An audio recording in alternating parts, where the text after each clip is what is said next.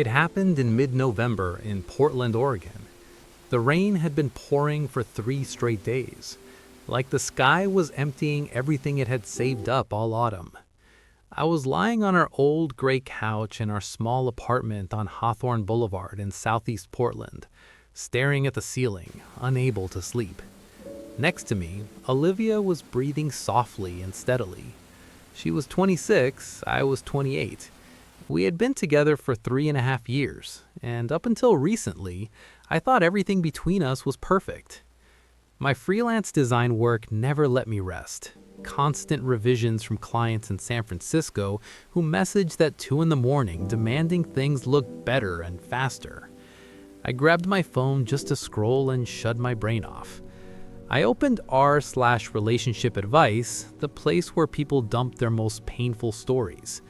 Usually I just read and think, glad that's not me. But that night, I stumbled across a post that changed everything. The author was Throw R.A. Betrayed 82. The title screamed, "My wife has been cheating on me for 6 months. Here's how I first noticed the little things. Part 1. Don't make my mistakes."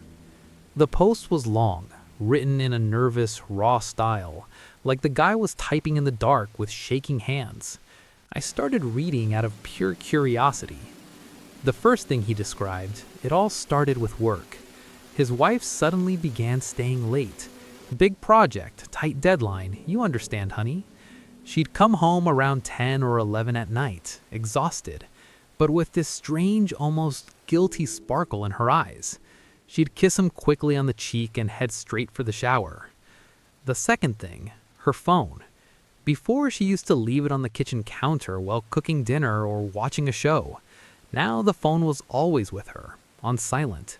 Notifications would come in at night and she'd smile softly at the screen thinking he was asleep. I only read those first 2 parts. My heart tightened a little. Poor guy, seriously. But then I looked at Olivia sleeping peacefully, her light hair spread across the pillow, and thought, this isn't about us. That could never happen to us. We had met 3 years ago at a summer festival in Washington Park. She was working in a marketing agency back then, and I was sitting under a big oak tree with my laptop. We started talking about music, about the rain in Portland, about how we both hated traffic on I-5. Since then, everything felt like a good movie. Weekend trips to the Oregon coast, future plans, talks about getting engaged that Christmas. I closed Reddit, plugged in my phone, and wrapped my arms around Olivia from behind. Her warmth calmed me. I fell asleep thinking tomorrow would be a normal day. The next evening, Olivia called at 6. "Babe, I'm really sorry. I'm gonna be late. The client from New York just launched a new campaign and everyone's losing their minds. I'll probably be home around 9, okay? Don't wait for me with dinner if you're hungry." Her voice sounded completely normal, a bit tired but warm. I said, "Of course, no worries. I'll make something simple." I cooked pasta with pesto sauce and opened the bottle of red wine we both liked. Time passed. At 9:47, the lock clicked. She walked in completely soaked, hair stuck to her cheeks, jacket shining with rain. She kissed me quickly, almost in passing, on the corner of my lips. "I'm exhausted like a dog," she muttered, and headed straight to the bedroom to change. I stood in the kitchen and suddenly felt a small sting.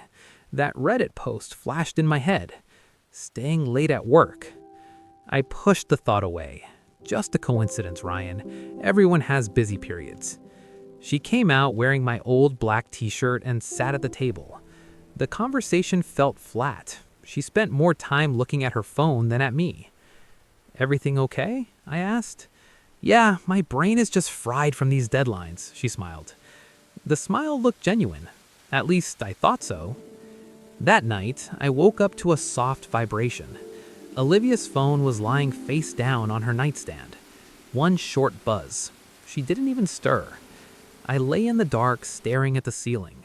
Rain tapped quietly against a window.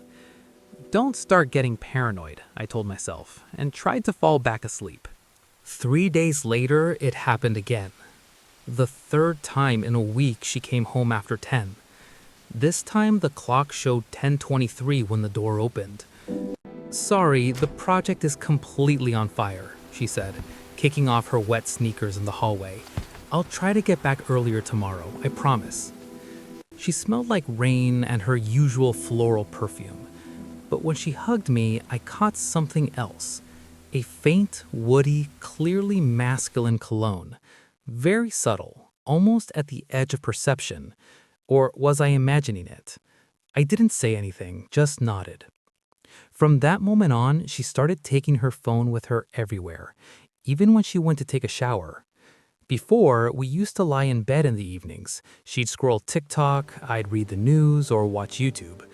Now she often went to the kitchen to quickly reply a couple of messages.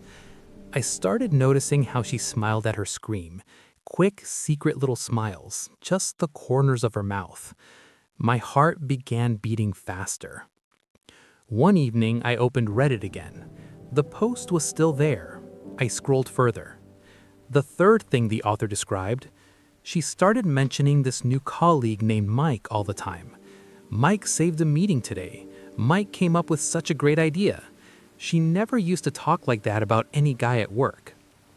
Everything inside me went cold. Olivia really did have a colleague named Mike at her agency. She had mentioned him a couple of times in the last few weeks. Mike is the creative director, really talented guy. Just a casual comment, nothing special. It had to be a coincidence, just a coincidence. I slowly started losing my mind. During the day, I worked at the table by the window, staring at the wet red roofs of Southeast Portland, unable to focus. My thoughts kept circling around one thing.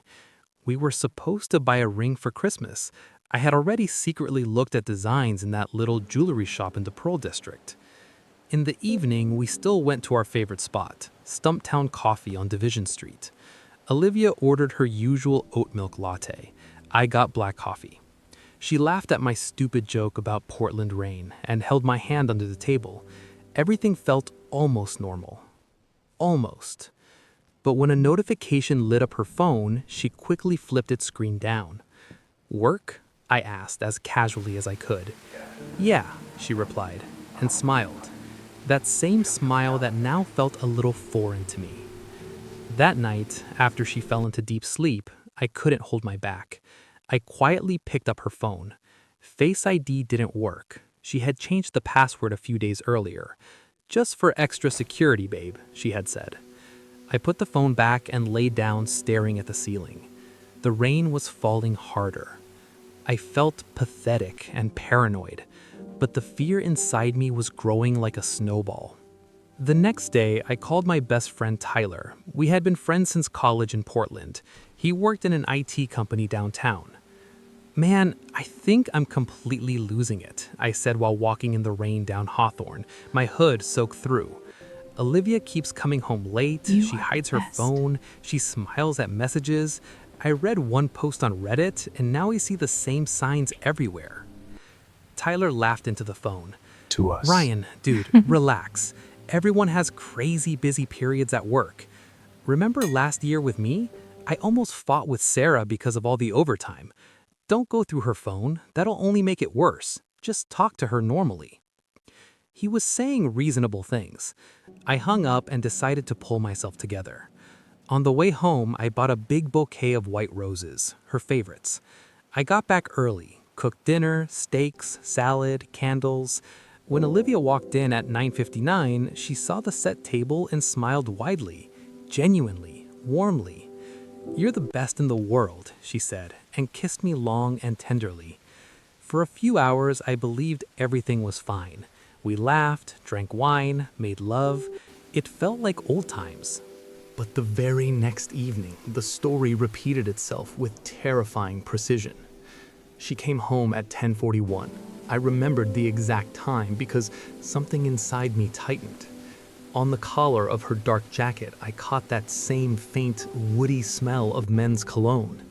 Now I was almost certain. I said nothing. That night, the phone vibrated softly again. I got up, went to the kitchen, and opened Reddit. The post had been updated just an hour earlier. The author added a new part. "Tonight, she came home at 10:41. There was the smell of his cologne on her jacket. I noticed it but stayed silent. Guys, this is slowly killing me. She said it was just rain and coffee from a colleague. Exact time. Exact smell. It felt like the guy was writing about my life in real time. My heart was pounding so hard, my ears were ringing. I scrolled through the comments. Run from her. Check her phone right now. These are classic signs. But one fresh comment from the author himself made my blood run cold. I thought it was just a coincidence, but if you're reading this right now and recognizing your own situation, it's already too late. The story is starting to repeat itself. I turned off the phone with shaking hands and went back to bed. Olivia was sleeping peacefully. I looked at her face in the dim light and for the first time felt real, ice-cold terror. The next few days passed like a thick fog. I kept watching, not obviously, but very carefully. She mentioned Mike 4 or 5 times. Mike bought coffee for the whole team today. Mike came up with an idea that saved the presentation. I couldn't resist and looked him up on LinkedIn. Michael Rivers, 32, creative director. The photo showed a tall, confident guy with a neat beard and a visible tattoo on his forearm.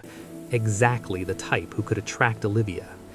I started riding my bike past her office sometimes under the excuse of getting some air. One day, I saw them leaving the building together. They were laughing. He lightly touched her shoulder. It looked innocent, or maybe not. At home, I finally decided to have the talk. I didn't make a scene, just asked calmly, "Olivia, is everything okay between us? You've seemed distant lately, always on your phone." She looked at me with wide eyes. "Ryan, are you serious? I'm just really tired from work.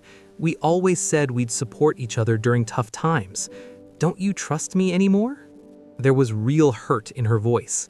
I immediately felt like a total asshole. I hugged her. She started crying. That night, we made love again, passionately, almost desperately. But after she fell asleep, I opened Reddit. The post had updated once more.